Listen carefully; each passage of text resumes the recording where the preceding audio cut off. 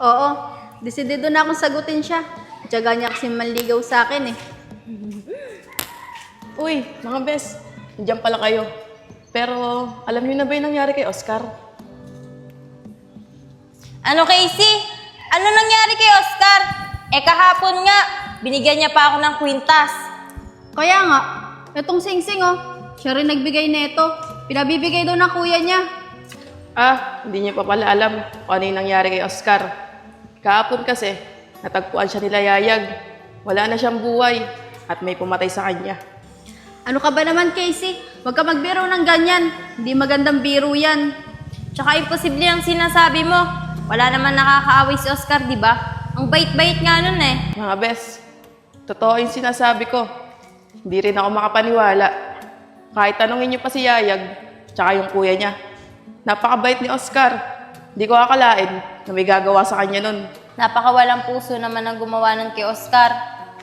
Bes, kinalulungkot ko yung nangyari ah. May bala ka pa naman na sagutin siya. Ano, Mariel? Anong sasagutin? Casey, nanligaw kasi sa akin kahapon si Oscar. At bala ko sana na ilang linggo lang siya manligaw sa akin. Tapos, sasagutin ko na agad siya. Tara mga bes, hanapin natin si Yayag. Tsaka yung kuya niya. Tara.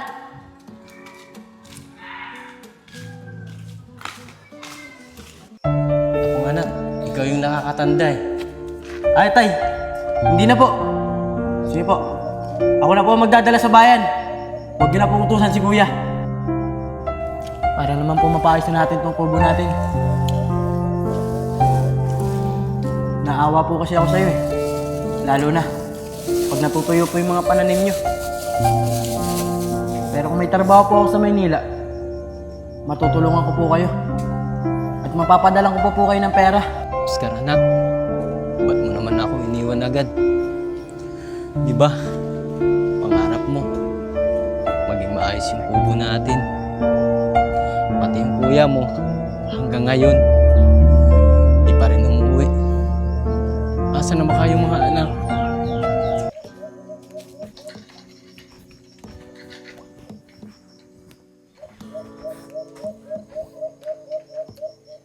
Allen, magandang hapon sa'yo. Sir, magandang hapon din sa'yo. Sige po sir, upo ka muna dito. Sir, kumusta po? Nalaman niyo na po ba kung sino pumatay sa anak ko? Oo, Allen. Alam na namin kung sino may gawa nun kay Oscar.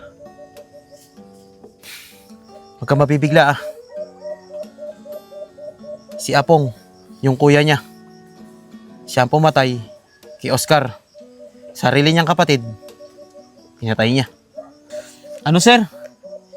Baka nagkamali ka. Hindi magagawa ng anak ko yun. Lalong-lalo na sa sarili niyang kapatid. Allen, masakit man tanggapin, pero yun ang katotohanan. May saksi sa nangyari. Yung dalawang bata, umamin na sa amin yung isa.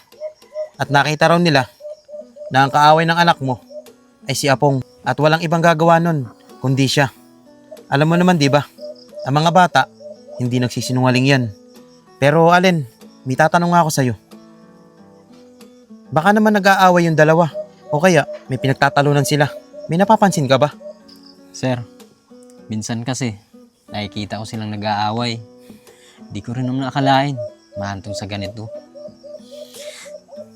Sir, akala ko kasi away lang ng magkapatid yun. Ganun ba, Allen? Sige, huwag kang mag-alala. Hinahanap na ni Yayag si Apong ngayon. At bukas sa bukas, malalaman mo kung ano magiging balita ah. O paano? Tutuloy na rin ako at dumidilim na eh. Tutulungan ko pa si Yayag paghanap kay Apong. Sige sir, salamat. Sige, sige. Ingat po. Kalma ka lang ha.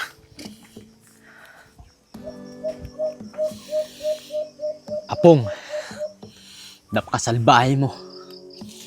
Ang sama-sama mo. Ba't mo nagawa sa kapatid mo yun?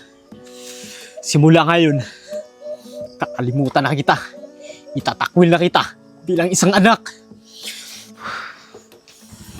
Asan kaya si kuya? Ang tagal naman niya.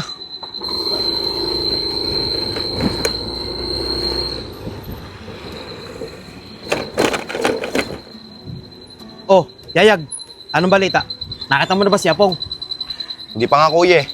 Pero, meron pa akong isang alam na pwedeng pagtaguan niya. O sige, tara, puntahan natin. Tara kuya.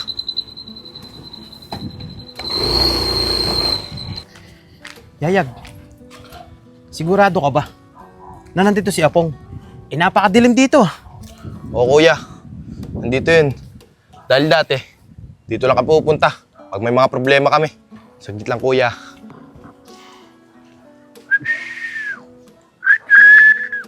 Yayag, ikaw ba yan? Oo pre, si Yayag to. Tara dito. Pero, bakit kasama mo yung kuya mo? Kuya, ako nang kakausap kaya po nga. Katulad na napag-usapan natin kanina. O sige, Yayag, ikaw na ako mausap dyan.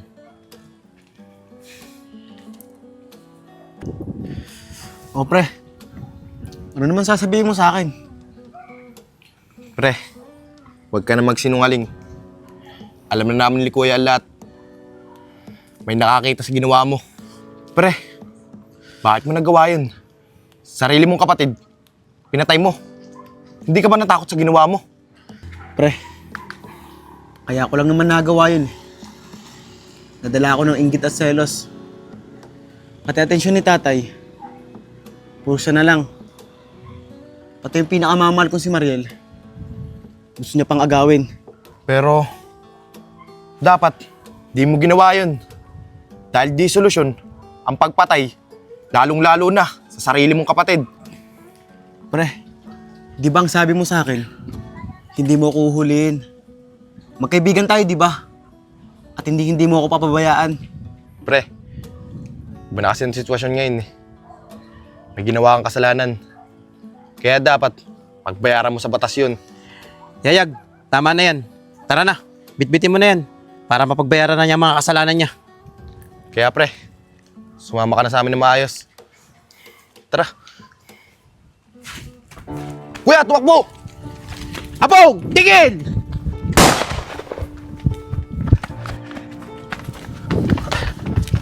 Apong, tigil!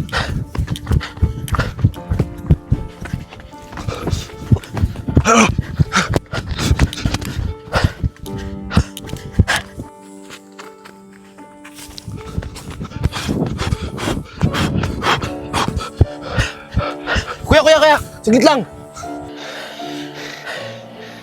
Kuya, hayaan na natin siya. Medyo masukal sa lugar na yan. Magpabukas na lang natin. At alam ko naman, kung saan pupunta yun.